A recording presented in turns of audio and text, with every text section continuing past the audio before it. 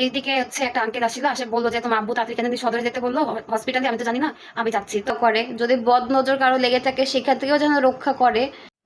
তো হঠাৎ করে অনেক বেশি খারাপ দিন যাচ্ছে, জানি না কেন যাচ্ছে, কি কারণে। অনেক ঝড় যাচ্ছে আমাদের উপর দিয়ে, সবাই দোয়া করবেন। আসসালামু আলাইকুম, সবাই কেমন আছেন? আশা করি সবাই অনেক বেশি ভালো আছেন। তো প্রতিদিনের মতো আবার ডেইলি ব্লগ ভিডিও শেয়ার করছি, আর আমরা খুব একটা বেশি ভালো নেই। তো প্রথমে তো আমার ভিডিও শুরুতে শুনেছেন হয়তো, তো অনেক বেশি ঝড়ঝাপটার ভিতর দিয়ে যাচ্ছি, জানি না তার ভিতরেও আসি যেটুকু, এটাতে আলহামদুলিল্লাহ।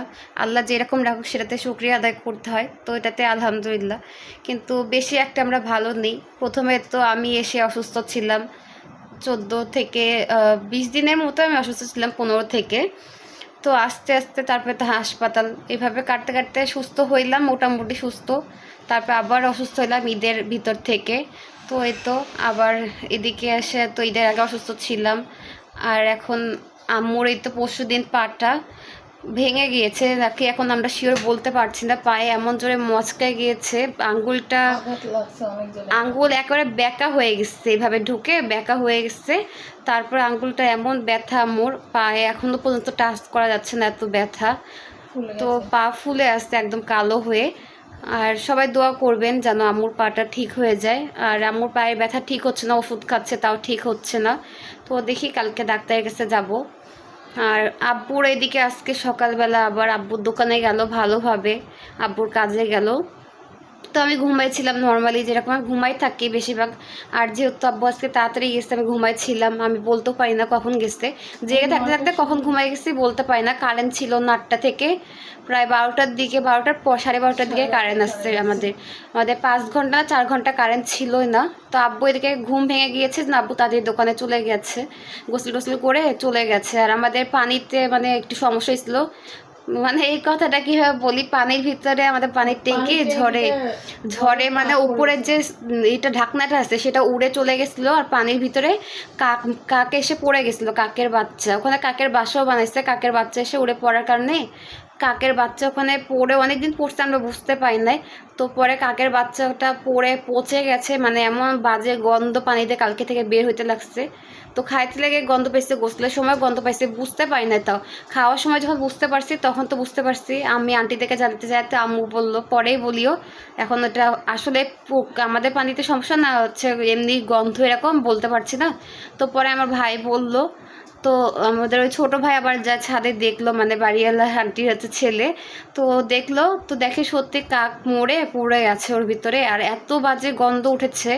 তো আমাদের পরে তো অলরেডি 7টা বেজে গিয়েছিল, আর ওই সময় তো অন্ধকার, ওই সময় পরিষ্কার করতে পারে নাই, আজকে সকালবেলা করলো। তারপর কারেন্ট ছিল না, এই করতে করতে আমাদের পানি আস্তে আস্তে দুপুর 1:30টার পরে আসছে পানি। কারেন্ট তো 12:30টার দিকে আসছে, পরে ওয়াশ টোয়াশ করে 1:30টার পরে পানি আসছে। আর এইভাবেই মানে দিনটা গেল, কারেন্ট না থাকা এত দেরি হয়েছে। তারপরে তো সকালবেলা আব্বু এভাবে নিচে টিউবওয়েল আসছে, ওখান থেকে গোসল করে দোকানে গেল খাওয়া দাওয়া করে। তো ভালো মানুষ দোকানে গেল, আম্মু আমার ভাই বাইরে গেল, তারা কিছু কাজে বাইরে গেছিলো, মার্কেটে গেছিলো একটু। আর এই দিকে হচ্ছে একটা আঙ্কেল আসছিল, আসে বললো যে তোমার আব্বু তাড়াতাড়ি কেন সদরে যেতে বললো হসপিটালে, আমি তো জানি না, আমি যাচ্ছি। তো একটা দরকার আসছিল একটা জিনিস নিতে। তো তার নিতে আসছিল, হচ্ছে ডিশের লাইনের তার, সেটা নিতে আসছিল। আমাদের ডিশের লাইন যেহেতু আমরা এখন স্মার্ট টিভি চালাই, ওখানে তো ওয়াইফাই দিয়ে চলে, আর ডিশের লাইনের তারটা লাগে না, তো সেটাই নিতে আসছিল। আর এদিকে এসে বলে গেল যে জরুরিভাবে কেন যেন যেতে বললো। তো এদিকে আমার ফোনেও টাকা নেই, বাসায় যে ফোন আসছে, আম্মু তো বাইরে গেছে, ফোনও দিতে পারছি না। তো আম্মু আসার সাথে সাথে বললাম, অলরেডি আম্মু আসছে 2টার পরে, 2:30টার এদিকে আসছে।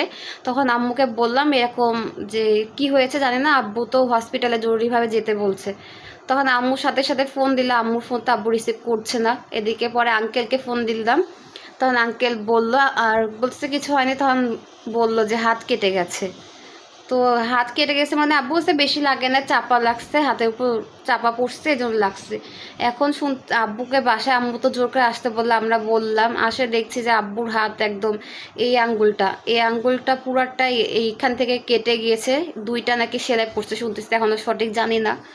তো 2টা সেলাই পড়ছে, হাত গলার সাথে এভাবে ঝুলাই দেওয়া হয়েছে, কারণ হাত ঝুলানো থাকলে রক্ত কিন্তু পড়বে, রক্ত পড়াটা কিন্তু বন্ধ হবে না, এই জন্য ঝুলাই দিয়েছে।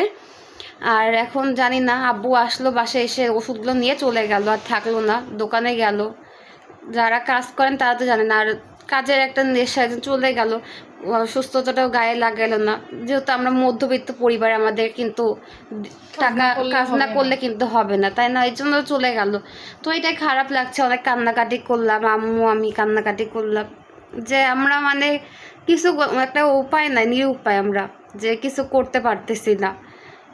তো আর আমারও অবস্থা দেখতে পাচ্ছেন, চোখ টোক এদিকে ফুলে গেছে, এই সাইডটা আমার সাইনাসটা অনেক বেড়ে গেছে, মানে শরীরটা আমারও খারাপ লাগতেছে খুব, এদিকে ব্যথা।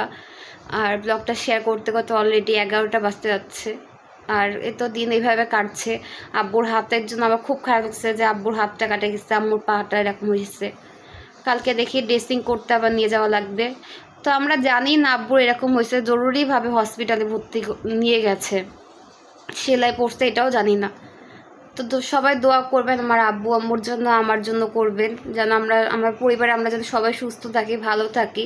আল্লাহ যেন আমাদের বিপদ আপদ থেকে রক্ষা করে। যদি বদ নজর কারো লেগে থাকে সেখান থেকেও যেন রক্ষা করে। জানি না, কারো বদ নজর লাগতে কিন্তু দুইবারও সময় লাগে না, যেহেতু আমরা কিছুদিন আগে বাড়ি করতে গিয়েছি। বদ নজর লাগতে কিন্তু মানুষের দুইবারও সময় লাগে না। তো অনেক খারাপভাবেই সময় পার করছিলাম, তার ভিতরে কিন্তু কালকেও আব্বু একটা বিপদের হাত থেকে বেঁচে গেছে একটুর জন্য। তো সবাই দোয়া করবেন যেন আমার ফ্যামিলির সবাই যেন ভালো থাকে। কত বড় বিপদের থেকে বেঁচে যাওয়ার পরে আজকে আবার কালকেও বড় বিপদ হইতে হইতে বেঁচে গেছে। তো সবাই দোয়া করবেন আমার ফ্যামিলির জন্য, আমার আব্বু আম্মুর জন্য দোয়া করবেন যেন তারা সবসময় সুস্থ থাকে, পৃথিবীর সকল বাবা মাই যেন সুস্থ থাকে, এই দোয়াটাই করি, সবাই দোয়া করবেন। আর এই তো মনটা অনেক বেশি খারাপ এখনো, মানে ভাবলে কান্না আসতেছে, কান্নাটা না ধরে রাখতেছে না। যতই হোক বাবা মার জন্য তো কষ্ট লাগবে, তাই না? তো সবাই দোয়া করবেন। আজকের ভিডিওটা এখানে শেষ করছি। আর যদি ভিডিওটা ভালো লেগে থাকে অবশ্যই লাইক করবেন, আর আমার পেজটা ফলো করবেন, চ্যানেলটা সাবস্ক্রাইব করবেন। আপনারা একটু বেশি করে সাপোর্ট করেন তাহলেই হবে। আর আজকের ভিডিওটা এখানে শেষ করছি। আল্লাহ হাফিজ, সবাই ভালো থাকবেন, সুস্থ থাকবেন। আসসালামু আলাইকুম।